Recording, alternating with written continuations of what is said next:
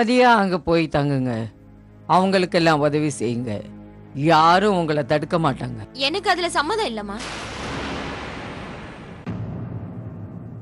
ஆமாமா, நான் உயிரோட இருக்கிறப்போவே என் புருஷன் வேற ஒரு பொண்ணுக்கு புருஷனா இருக்கிறத போய் நான் எப்படி பொறுத்துட்டு இருப்பேன்னு நீங்க நினைக்கிறீங்க? நீங்க எப்படிமா, நீங்க எப்படி இப்படி எல்லாம் யோசிக்கிறீங்க? நீ பேசாம இருக்க நிகா. நான் எப்ப எதை யோசிச்சாலும் நல்லதுக்கு தான் யோசிப்பேன். நீங்க என்ன வேணா யோசிங்கம்மா, ஆனா என்ன பத்தி யோசிக்கலையே. ராதிகா அவங்க குடும்பத்தை பத்தி யோசிச்சிருக்கீங்க. ஆனா இதுல கஷ்டப்படுறது நான் மட்டும் தானே. அம்மா, எப்போதும் அடுத்தவங்கள பத்தியே யோசிக்கிறீங்களே.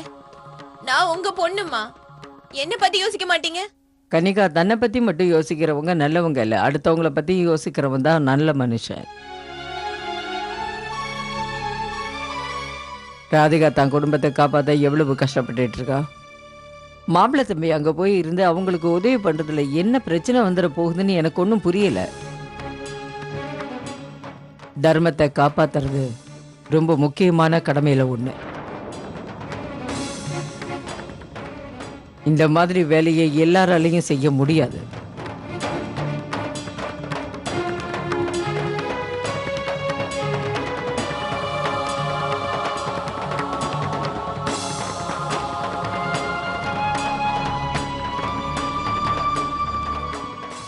மாதாராம்ஜி,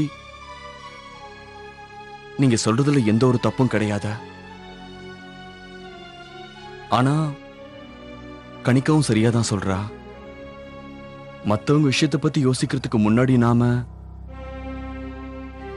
நம்ம குடும்பத்தை பத்தி முதல்ல யோசிக்கணும்.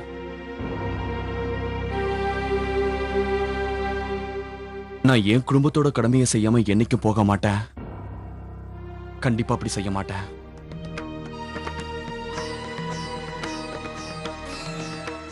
அதனால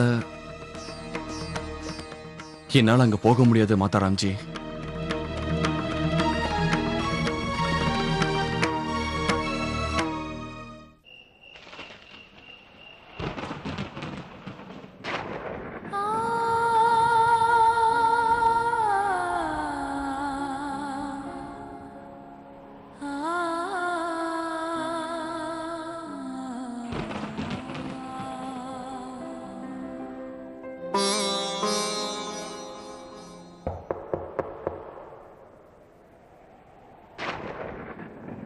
அவர் வந்துட்டாருன்னு நினைக்கிறேன்.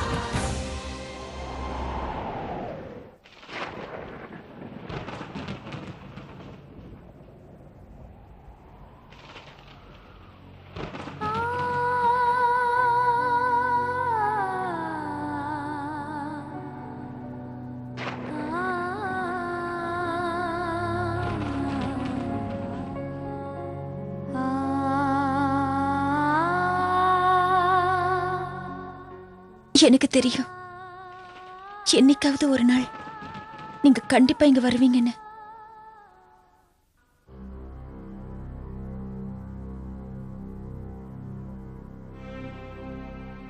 மாதாராம்ஜி, முதல்ல அபய் மாப்பிள்ள டெல்லி போனார்னு தெரிஞ்ச உடனே நீங்க கோபமா இருந்தீங்க.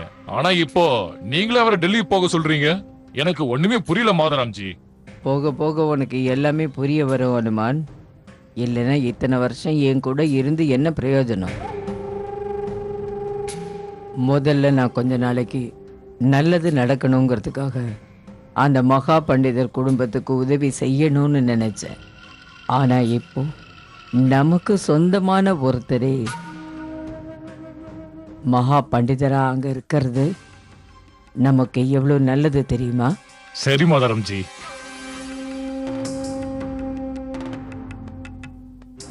முதல்ல எனக்கு கூட மாப்பிள்ளை தம்பி மேல ரொம்ப கோபம்தான் வந்தது.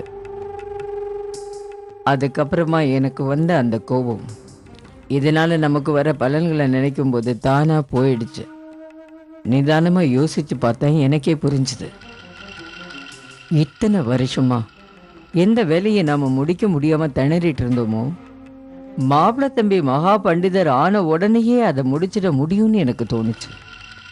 நாம நினைச்சது நடந்ததுன்னா 600 கோடி ரூபாய் சொத்துக்கு நாம அதிபதி ஆயிடுவோம். கனிகாவுக்கு இந்த விஷயம் எல்லாம் தெரியாது, புரிஞ்சுக்கவும் மாட்டா.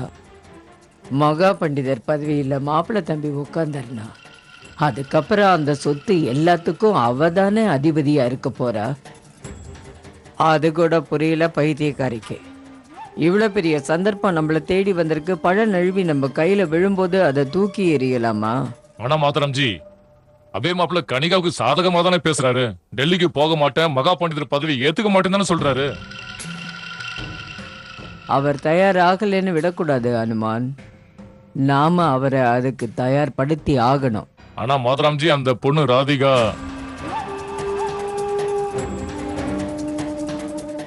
ராதிகாவுக்கு என்ன வந்தது அனுமான்?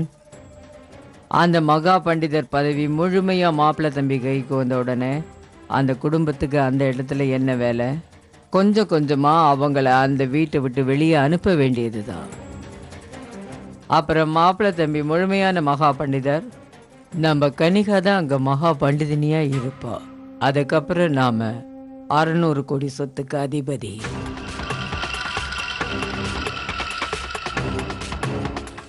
இந்த விஷயத்தால கனிகாவுக்கு கவலைன்னா அதை பத்தி நாம கவலைப்பட வேண்டிய அவசியம் இல்லை அனுமான். நமக்கு நம்ம மாப்பிள்ளை தம்பியை பத்தி நல்லாவே தெரியும் அனுமான். அவர் அந்த ஸ்ரீராமனோட சாட்சாத் அவதாரம். நம்மளையும் நம்ம பொண்ணையும் என்னைக்கும் அவர் கைவிட மாட்டாரு. யோசிக்க வேண்டிய விஷயம் ஒண்ணே ஒண்ணுதான், எப்படி என்ன சொல்லி அவர் அங்க போக தயார் பண்றதுன்னு தான் யோசிக்கிறேன்.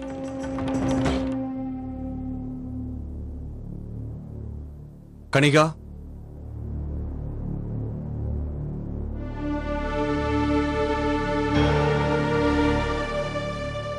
கனிகா, நீ எங்கேயாவது பாத்தியா? ரொம்ப கோவத்துல இருந்தா ஏன் இருக்க மாட்டா? அவளுக்கு தாலி கட்டின புருஷன் இன்னொரு பொண்ணை போய் பார்த்துட்டு வரான்ல.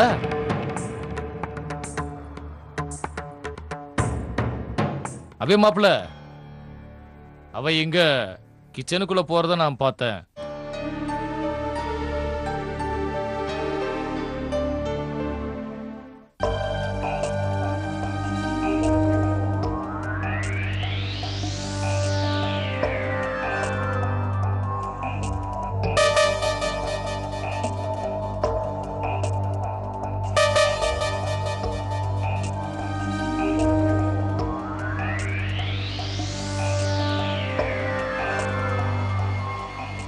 கனிகா, இல்ல, நான் சாக போறேன், என்ன விடுங்க. நான் வாழ விரும்பல. கனிகா, விடுங்க, நான் சாக போறேன், என்ன தடுக்காதீங்க.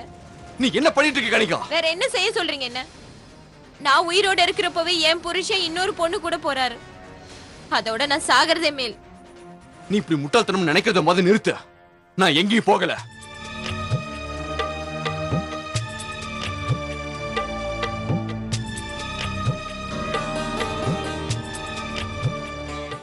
அபை, ப்ளீஸ் என்னை விட்டு எங்கேயும் போயிடாதீங்க. நீங்க இல்லாம என்ன செத்து போயிடுவேன்.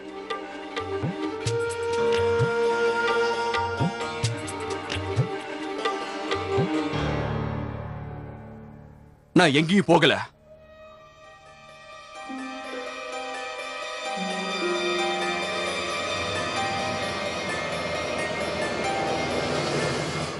என்னாச்சு? ஒன்னும் இல்ல அபை, எனக்கு கொஞ்சம் மயக்கமா இருக்கு. ஆனா நீங்க ஒண்ணும் கவலைப்படாதீங்க, நம்ம ரூம் வரைக்கும் கொஞ்சம் கூட்டிட்டு போங்க.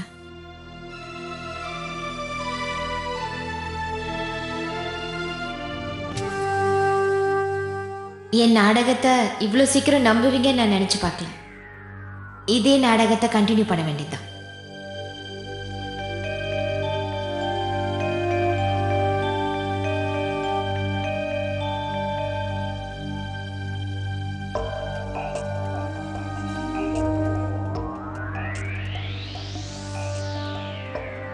கனிங்க, நீ படுத்து ரெஸ்ட் எடு. நான் இதோ வந்துடுறேன். அபய்,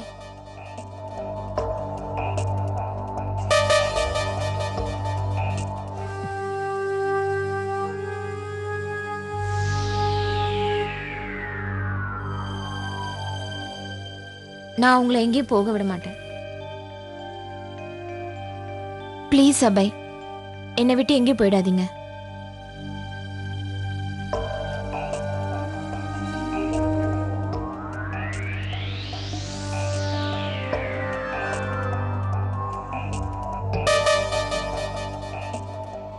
நான் மாத்தாராம்ஜி கிட்ட கொஞ்சம் பேச வேண்டியது இருக்க.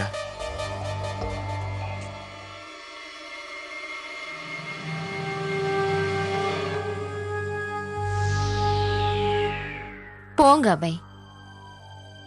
ஆனா நீங்க திரும்பி வரும்போது உங்களுக்காக இங்க ஒண்ணு காத்துட்டு இருக்கோம். வாங்க, அப்ப தெரியும்.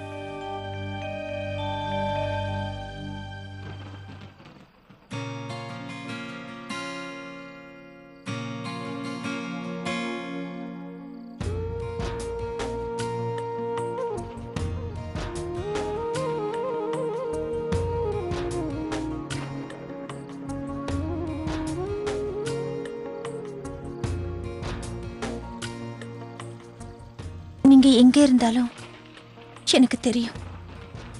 என்னோட அன்பு கண்டிப்பா உங்களை இங்க கொண்டு வந்து சேர்த்துரும். உங்களோட இதயமும் கண்டிப்பா என்னோட அன்பை உங்களுக்கு உணர்த்தும். நான் எப்படியோ அதே மாதிரி நீங்களும் உங்க மனசு சொல்றதை கேட்பீங்க. நான் இனி யாருடைய பேச்சையும் கேட்க மாட்டேன். என் மனசு சொல்றதையும் சரி. என் மனசு இப்ப என்னோட கண்ட்ரோல்ல இல்ல. ஆனா ராதிகாவை பார்த்தா எனக்கு என்னப்போ பண்ணுதாதே எனக்கு புரியல. அவ நினைப்பு வந்தாலே என்னமோ தெரியல, என்னோட முடிவுகள் அதுவா மாறிடுதா. ஆனா நான் இனிமேல் அந்த மாதிரி நடக்க விட மாட்டேன். நான் இனிமேல் அந்த வீட்டுக்கு போகவும் மாட்டேன். போக மாட்டேன். இன்னும் எவ்வளவு நாளைக்கு தான் நீங்க உங்களையே ஏமாத்திக்க போறீங்க? ஒரு நாள் இல்ல ஒரு நாள் கண்டிப்பா உங்க மனசு சொல்றதை நீங்க கேட்டே தீருவீங்க. எப்போ நீங்க உங்க மனசு சொல்றதை கேட்க ஆரம்பிக்கிறீங்களோ அப்பவே உங்களுக்கு பழசெல்லாம் ஞாபகத்துக்கு வந்துடும். என் நினைவுல இது மட்டும்தான் இருக்கும். என்னுடைய மனைவி, என்னோட குழந்தை, அப்புறம் என்னோட குடும்பம்.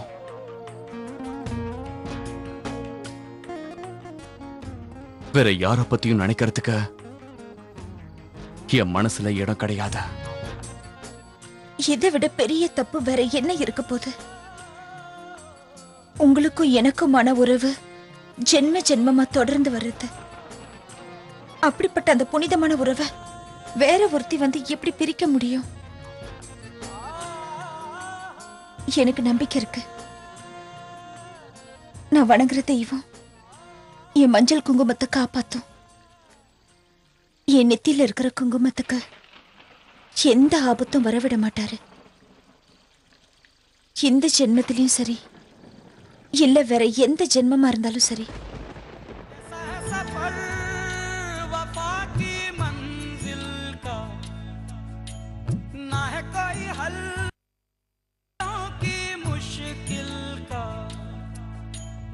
धड़कन धड़कन बिखरी रंजिशें,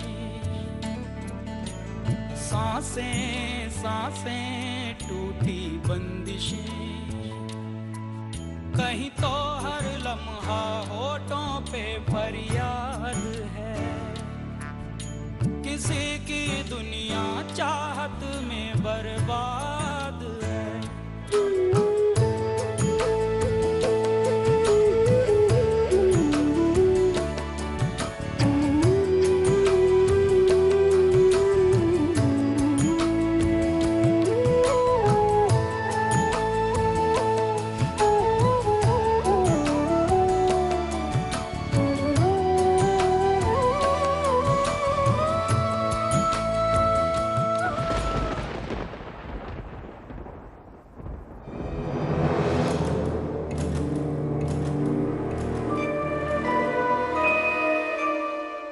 இன்னைக்கு நான் அபய் நிச்சயம் அடைஞ்சே தீருவேன்.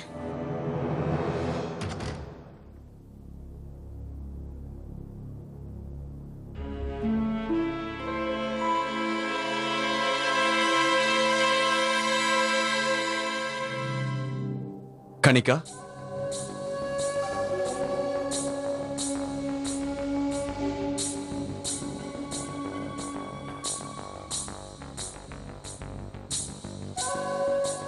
நீ என்ன பண்ணிட்டு இருக்க? ஹலோ,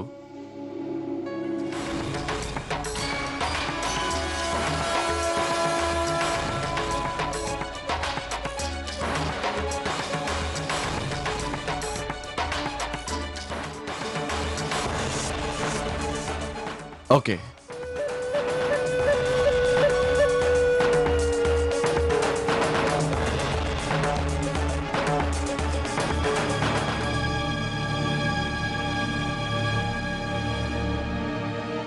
என்ன இதெல்லாம்? பால். அபய், நீங்க எவ்வளோ வேலை பார்க்குறீங்க, ஆனா நீங்க உங்க உடம்ப பத்தி கவலைப்படுறதே இல்லை. அட்லீஸ்ட் இப்போ ஒரு டம்ளர் பாலாவது குடிங்க.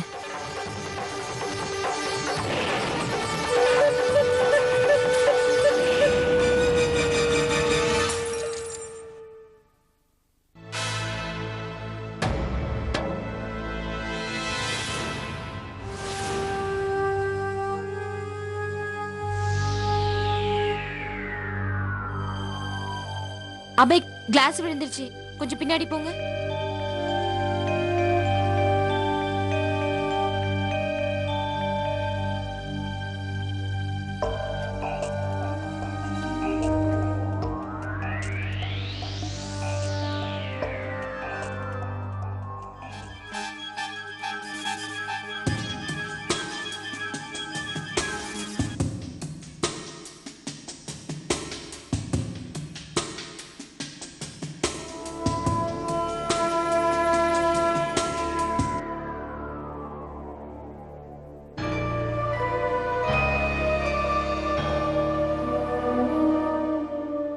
என்ன ஆச்சு அபய்?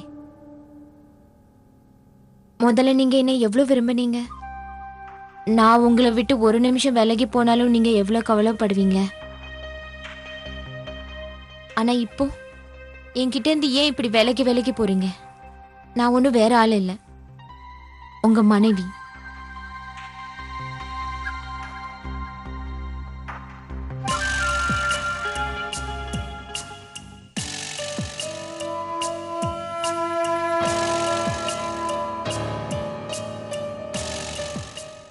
அபய், நான் உங்க மனைவி தானே. நீங்க என்னை விட்டு இப்படி விலகி விலகி போறது எனக்கு பிடிக்கல.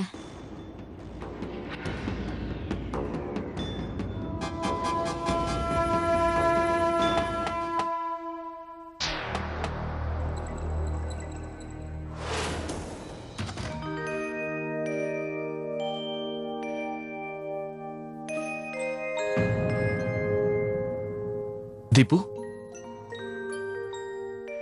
அப்பா அப்பா, எனக்கு ரொம்ப பயமா இருக்கு. நீங்களும் என் பக்கத்துல வந்து படுத்துக்கோங்கல்ல. சரி வாடா போலாம்.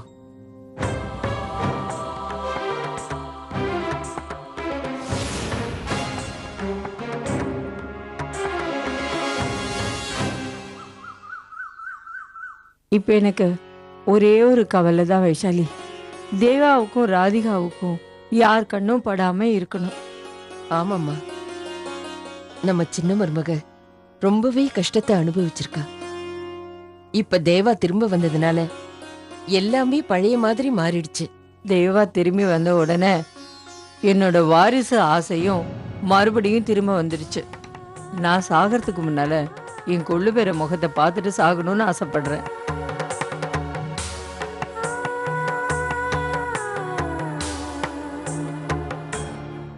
பாட்டிமா, டிஃபன் தயாரா இருக்கு, சூடா அறத்துக்குள்ள வந்து சாப்பிட்டுருங்க. வாங்கம்மா. சின்ன மருமகள, தேவா என்ன எந்திரிக்கிறியா என்ன?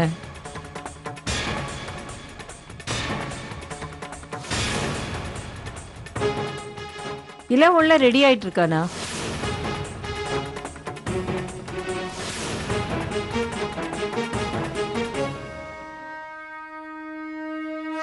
அட தேவா कृष्णाय गोविन्दाय